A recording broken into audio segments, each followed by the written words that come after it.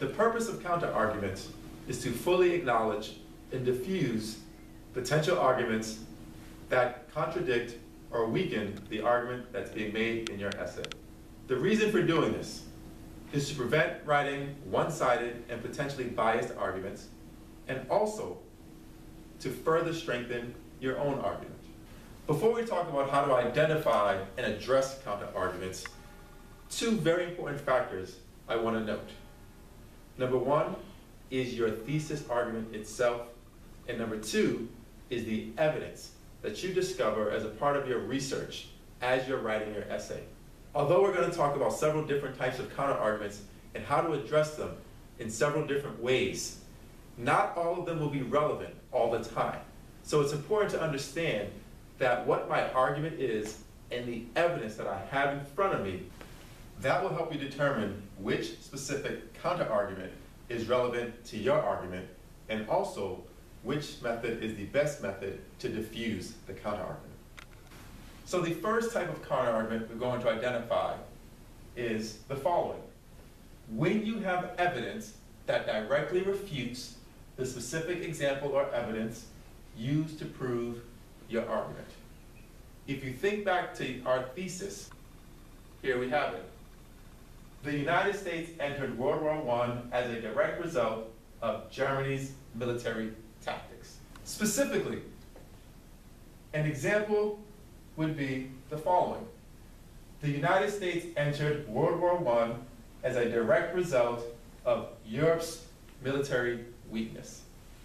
Here, there's a different reason or different evidence being presented that directly refutes or goes against the evidence that you presented as a part of your thesis argument.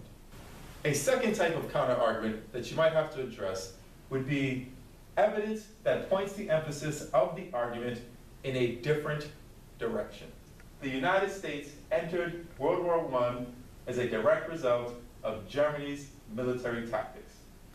Specifically, if there was evidence that showed indirect rather than direct, and here you have evidence to support and show that it was actually an indirect result, which is pointing the emphasis of the argument in a slightly different direction. The third type of counterargument would be if there is evidence that offers an alternative reason or basis for the argument.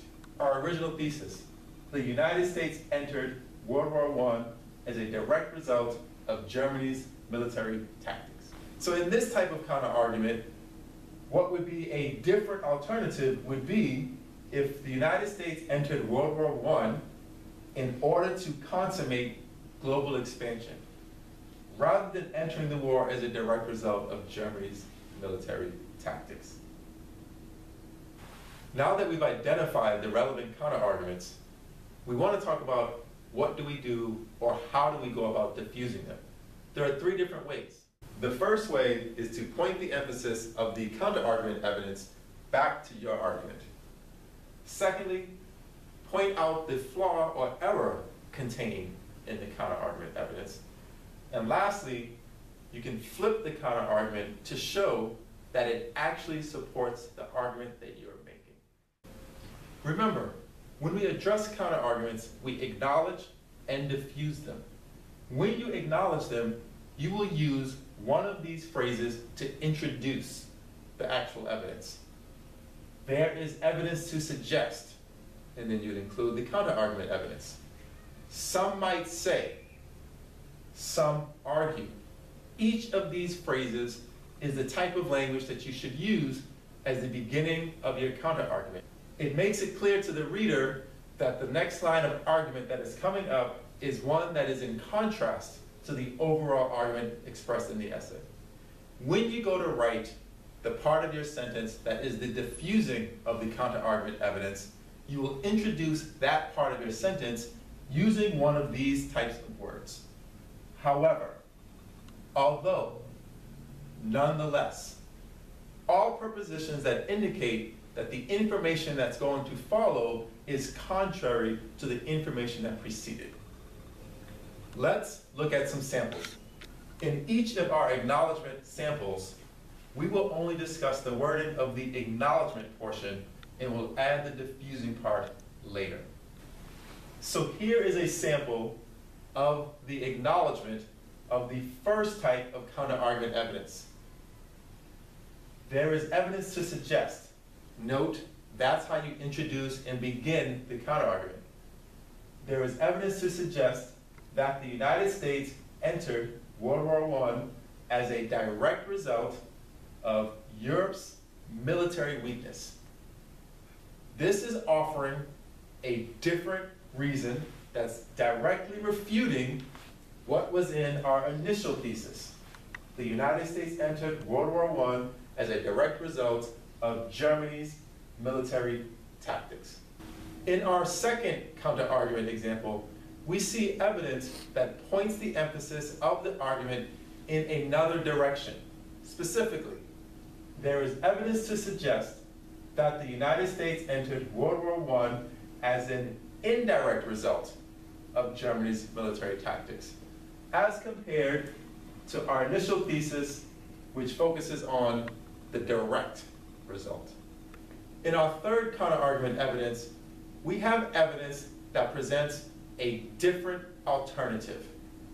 Specifically, there is evidence to suggest that the United States entered World War I in order to consummate global expansion, rather than our stated reason from our thesis as a direct result of Germany's military tactics. Let's look at some samples that include both the acknowledgement and the diffusing together as they should be. Here we have our acknowledgement. There is evidence to suggest that the United States entered World War I as a direct result of Europe's military weakness. However, here is the use of the preposition that introduces the diffusing that we're going to do that is going to help us address this counter-argument. In this specific example, we're going to point the emphasis back in the direction of our argument. However, Germany's murder of American citizens after sinking 2 ships coerced the United States into immediate action. So if we look at this a little more closely, we can see that this diffusing is helping to support why America responded as a direct result of Germany's military tactics. Here is our second example in which we have a counter-argument where we're going to diffuse it by pointing out the flaw or error in the counter-argument.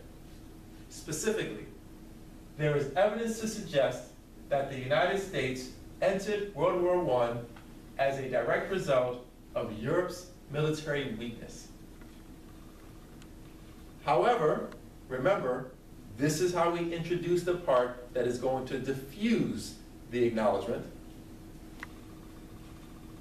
Germany's use of U-boats as new military technology overwhelmed only European naval forces. Here, we're pointing out that the flaw or error in the counterargument is not that the entire military was weak, but that solely the naval forces were weak. This distinction and limitation is the flaw in the counterargument. Our final example is a counterargument in which we will attempt to diffuse it by flipping the counterargument evidence to show that it actually supports our initial argument. There is evidence to suggest that the United States entered World War I as a direct result of Europe's military weakness. However, Europe's military weakness demonstrates the potent efficacy of Germany's military methods. Here, we've taken the evidence that was used and presented as the counter-argument, weakness of the European military, to show and support that this exact reason supports our argument that we made in our thesis, that the United States entered World War I as a direct result of Germany's military tactics.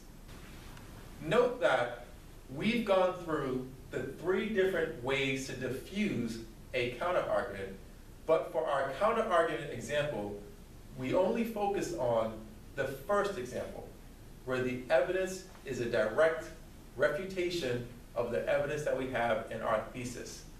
It would be the same mental steps for the other 2 types of evidence, i.e., evidence that points the thesis argument in a different direction, or evidence that presents a completely or new and alternative idea. We want to talk about where do you put the counterargument in the actual body of the essay. In the short essays that we will be writing, and we will be writing 3 of them, your counterargument goes within a specific paragraph, and it's the sentence right before your conclusion sentence. In our long essay, the 12 to 15 page research paper, your counterargument is its own paragraph and its own section within the body of the paper.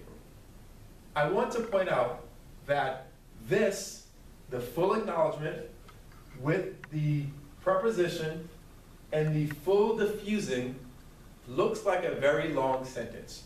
And for all intents and purposes, it is a long sentence. However, in the structure of your short essays, this should only be 1 sentence. When we write our long research papers, because this information is in its own paragraph, then you can feel free to write these in separate, distinct sentences.